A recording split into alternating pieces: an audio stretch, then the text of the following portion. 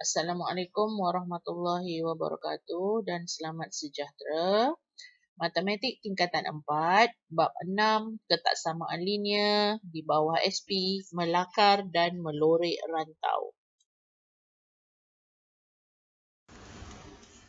Baiklah para pelajar, melakar dan melorek rantau yang memuaskan ketaksamaan linear.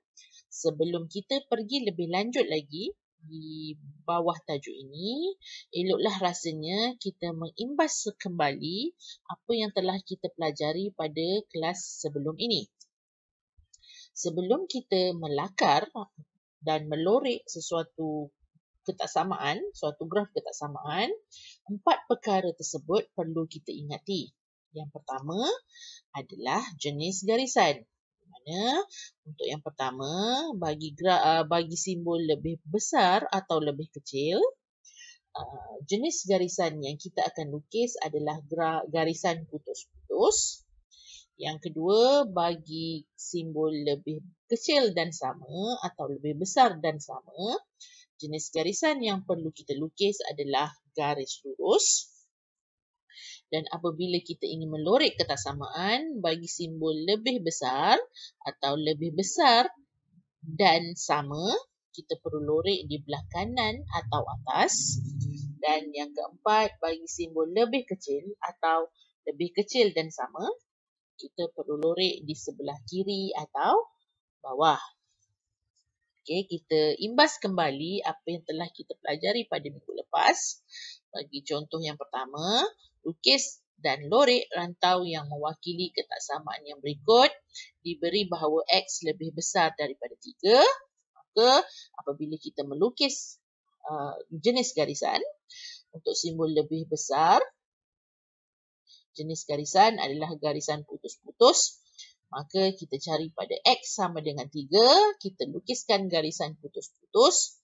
Dan untuk simbol lebih besar, kita lorek di sebelah kanan.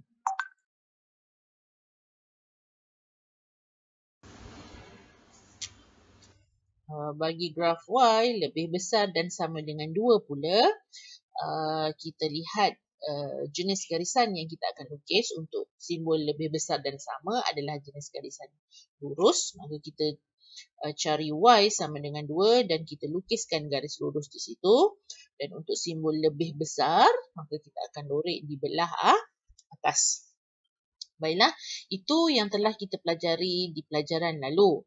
Untuk hari ini, kita akan melakar dan melorek rantau yang memuaskan ketaksamaan linear yang melibatkan jenis graf Y sama dengan MX tambah C. Di mana jenis graf yang mempunyai kecerunan atau graf jenis condong.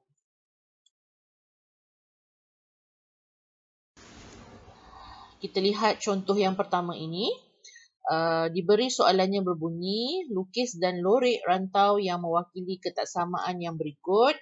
Diberi Y lebih kecil dan sama dengan 5 tolak X. Maka langkah pertama kita adalah melukis graf Y sama dengan 5 tolak X. Bagaimanakah kita ingin melukis graf yang mempunyai kecerunan? Okey, senang sahaja para pelajar. Cara yang paling mudah adalah kita mengambil mana-mana 2 titik atau 2 koordinat yang ada di atas graf kita. Okey, andai katalah sebagai contoh di sini, cikgu mengambil titik X sama dengan 0 dan X sama dengan 4. Maka apabila cikgu gantikan X sama dengan 0 dalam persamaan Y sama dengan 5 tolak X, cikgu akan dapati nilai Y adalah 5. Dan apabila cikgu menggantikan nilai X sama dengan 4 dalam graf Y sama dengan 5 tolak X, maka ianya akan menjadi 5 tolak 4.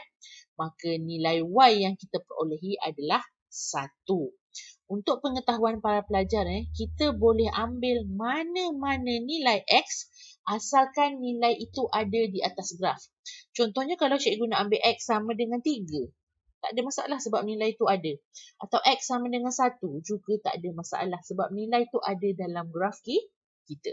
Jadi kita boleh ambil mana-mana nilai X yang ada di dalam graf tersebut. So, maka kita akan dapat dua koordinat iaitu 05 dan 41. Maka apabila kita plotkan, kita akan dapat dua titik yang berikut.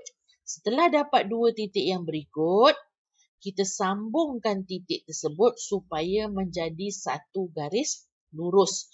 Di sini apabila kita ingin melukis garis lurus itu, para pelajar perlu alert, perlu tahu bahawa untuk graf jenis graf ini untuk simbol lebih kecil dan sama bermaksud jenis garisan adalah garisan lurus.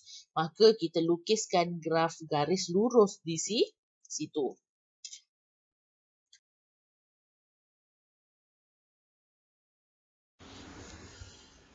Setelah garis lurus itu dilukis, maka sekarang adalah masa untuk kita melorek. Bila kita ingin melorek, maka kita tengok simbol itu. Simbol lebih kecil atau sama dan simbol lebih kecil merujuk kepada apabila kita melorek di sebelah mana? Di sebelah bawah. Jadi yang kita perlu lorek adalah di sebelah bawah.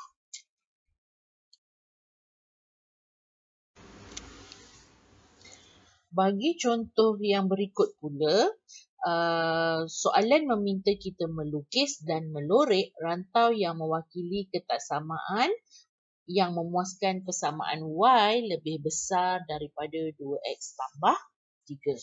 Jadi langkah yang sama, kita ingin pertama kita perlu melukis graf Y sama dengan 2X tambah 3. Bagaimana kita ingin melukis graf Y sama dengan 2X tambah 3?